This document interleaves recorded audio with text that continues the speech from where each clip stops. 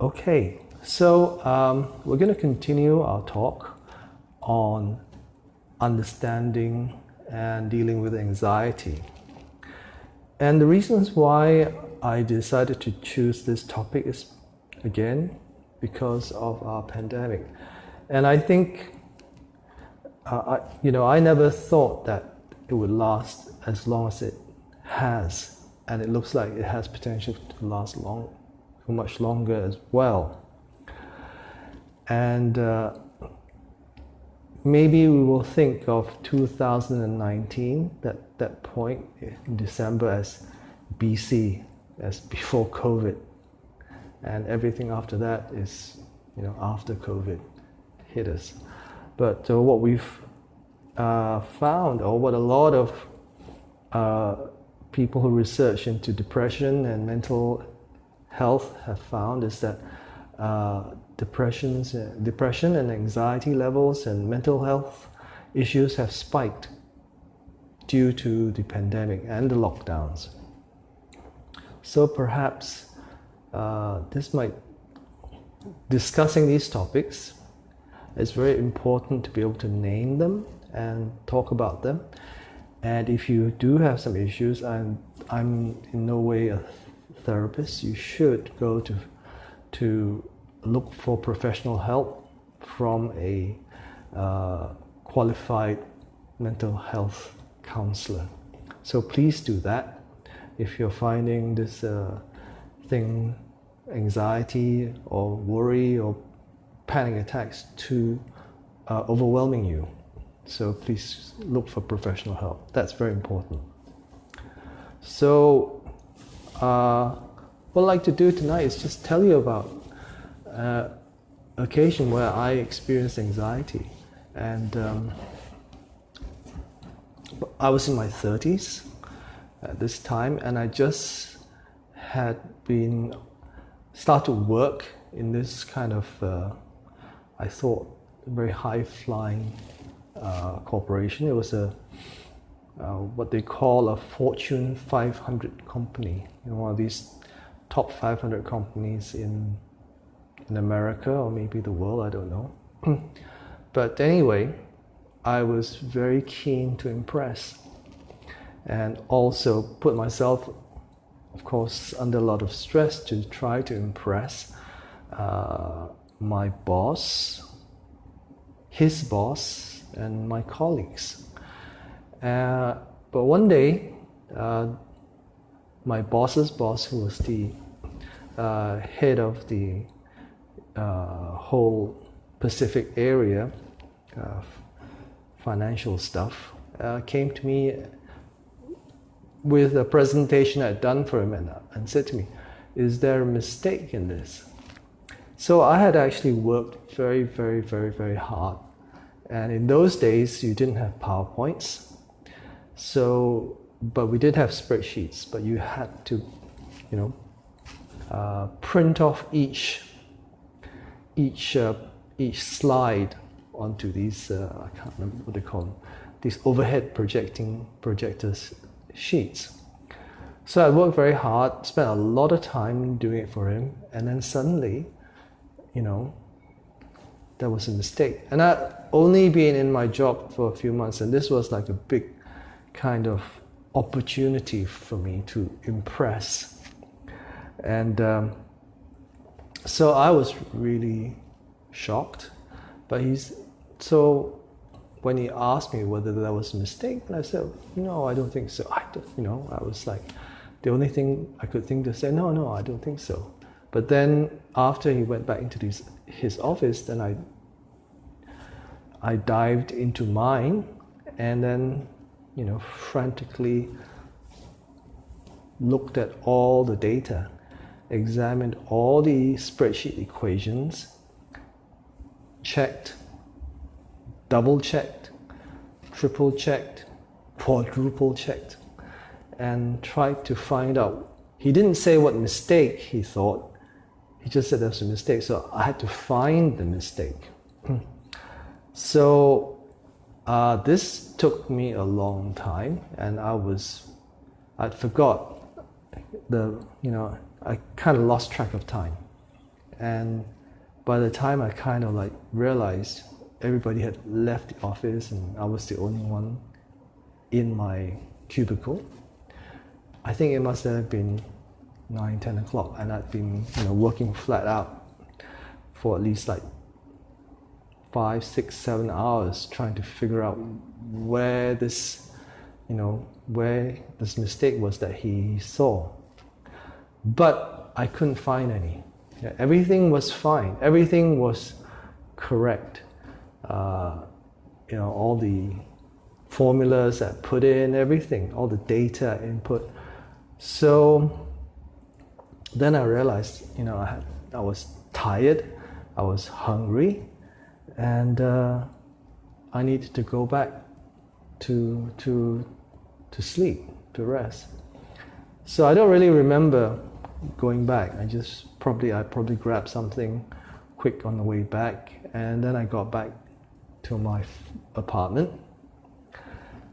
And then that's when the problems began, because I think when I was so focused on in the office, so focused on trying to figure out what was the mistake or where the error was, I didn't have time to think of anything else.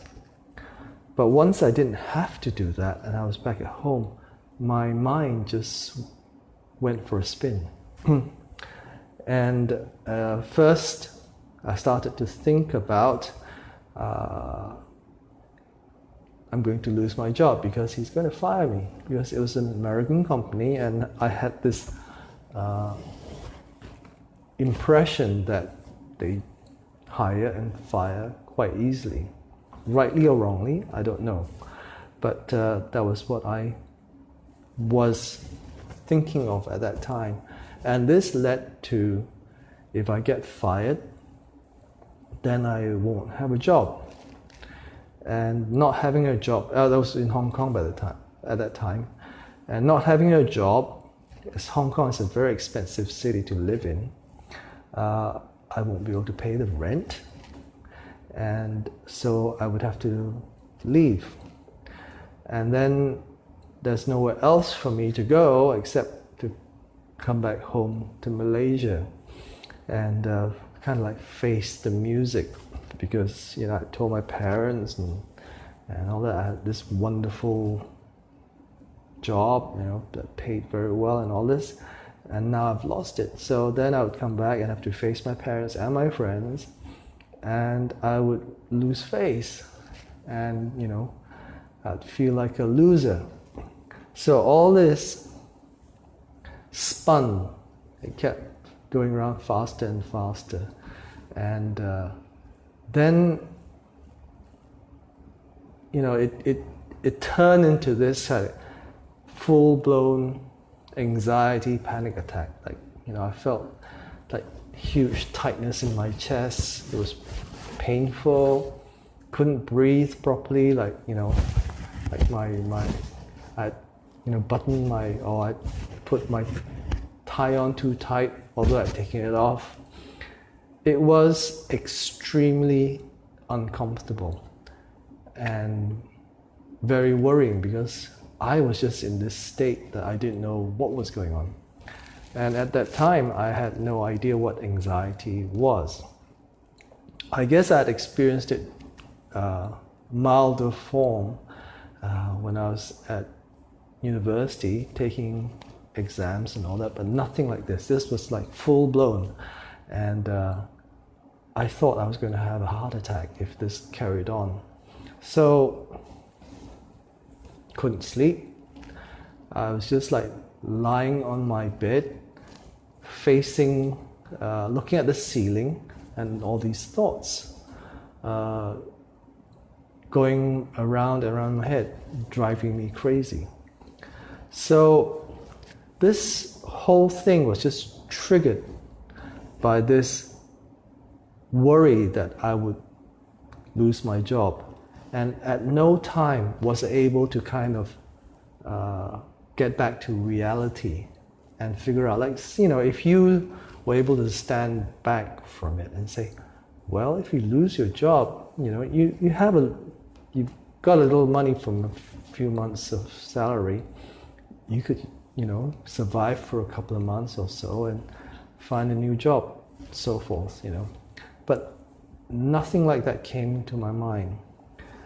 And there's very good biological reasons for that, which I will perhaps explain later. But this whole thing, this feeling like I had no way out of my situation, I was definitely going to be fired the next day. And it was very real. I believed it completely. There was no doubt in my mind that I would be able to stay in my job because I made this huge mistake, which I thought had embarrassed my head of department. So it was this kind of irrational belief in something, and I believed it as a fact, even though there was nothing really concrete to support it. I just made it up. I made everything up in my mind, but I believed it was real, that it was going to come true.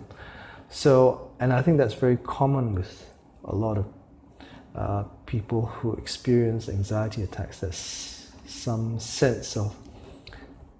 huge sense of foreboding which they think will come true. But anyway, I really believed in that, and I couldn't sleep. I think eventually I was so tired out that with all this thinking, all this worry, all this panic, that I must have fallen asleep at some time, still totally clothed in my working suit.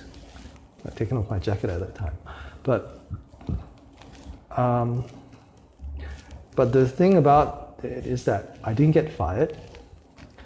I didn't lose my job. And actually, the head of the department never mentioned it again. He never ever even came back to ask me, oh, where was that mistake? He completely forgot about it. And I carried on working there until I decided to leave the company. But that was my imagination. That night was probably one of the most uncomfortable, unpleasant nights I've ever spent in my life. And nobody actually did it to me. Nobody kind of was torturing me. Nobody actually held a gun to my head. I did it all to myself from just this thinking. So we can see how powerful our mind is. So there's one thing I like to say about mind, is that in Asian culture, the word for mind and heart is the same. It's sin, and in Korea it's shin. So it means heart, mind. So when I say mind, I do actually mean the same thing, both heart and mind, because they're so closely connected, our emotions, our thoughts. So, but anyway, everything was created by all this thinking, and then all this emotion appeared from that, and all this anxiety and panic.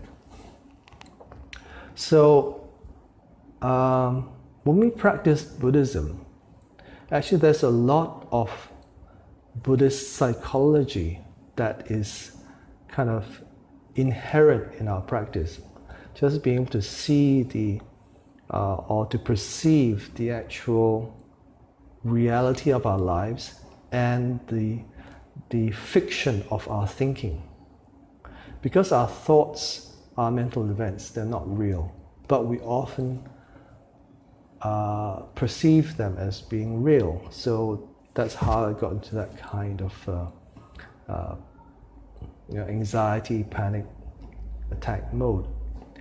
So what actually does happen to us is that, now this is a very good way of looking at anxiety, when we experience anxiety, is that anxiety is fear plus uncertainty. So I'll say that again. Anxiety is fear plus uncertainty.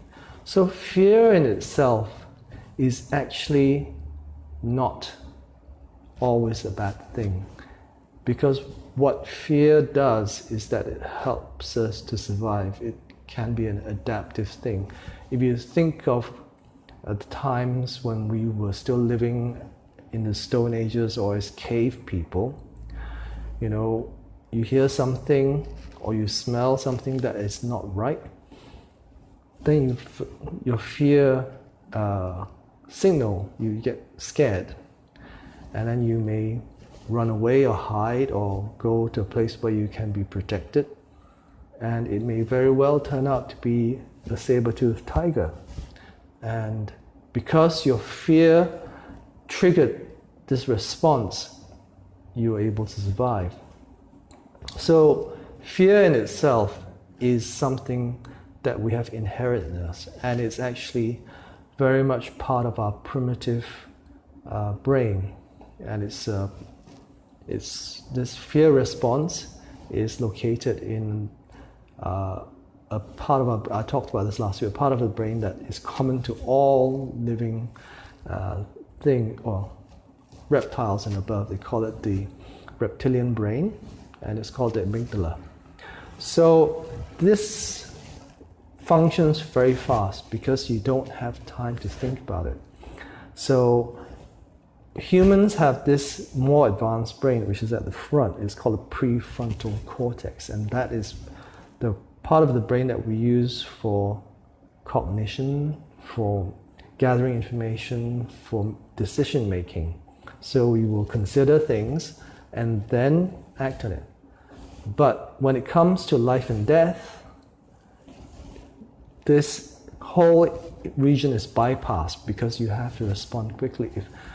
If a tiger's run at you, you don't want to think, well, what kind of tiger it is, how big it is, can I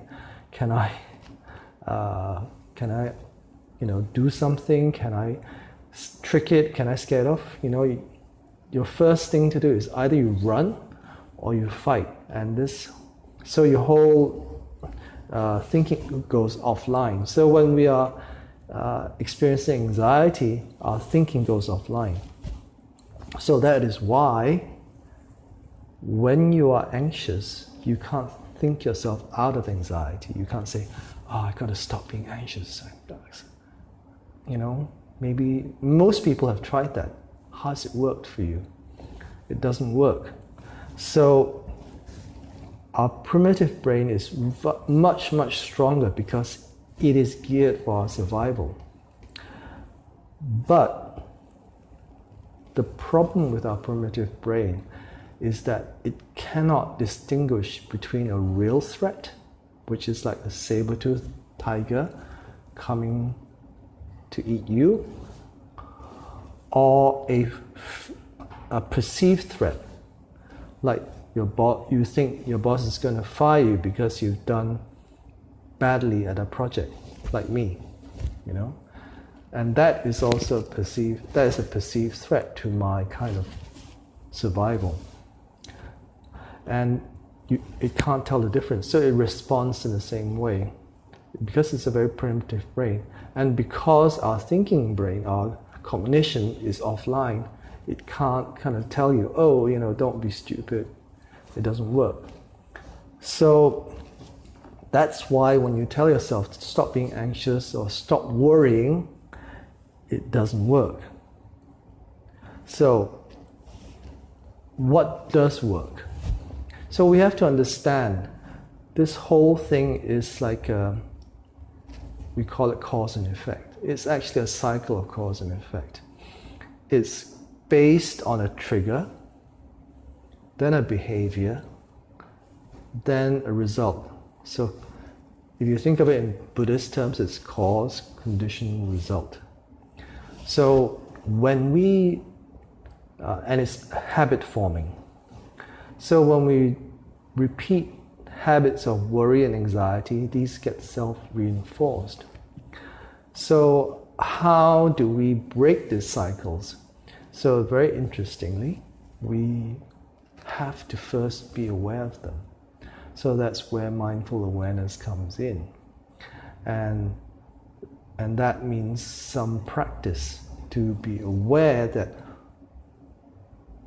of our thoughts, which are actually causing us this anxiety. That's the first step.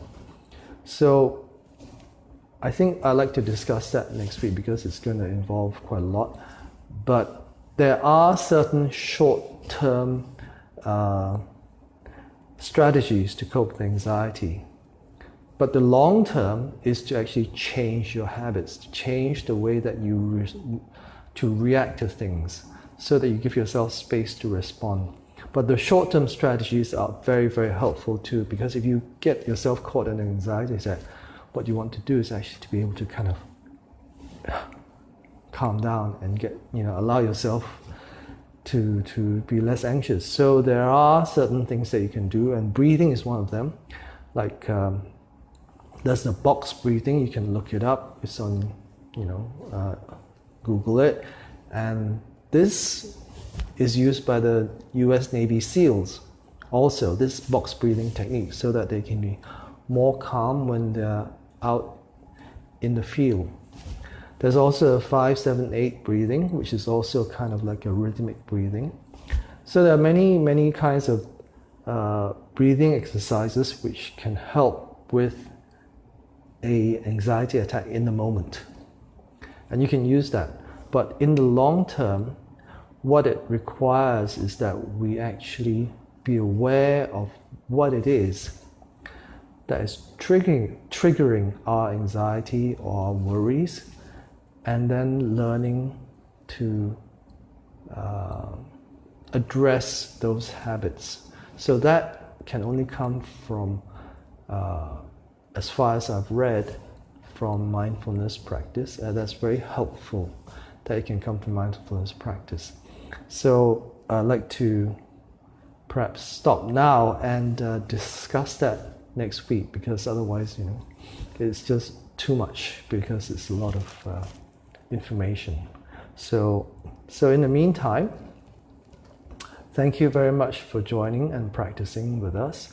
I hope you all stay well and healthy, and look forward to seeing you next week. Thank you and good night.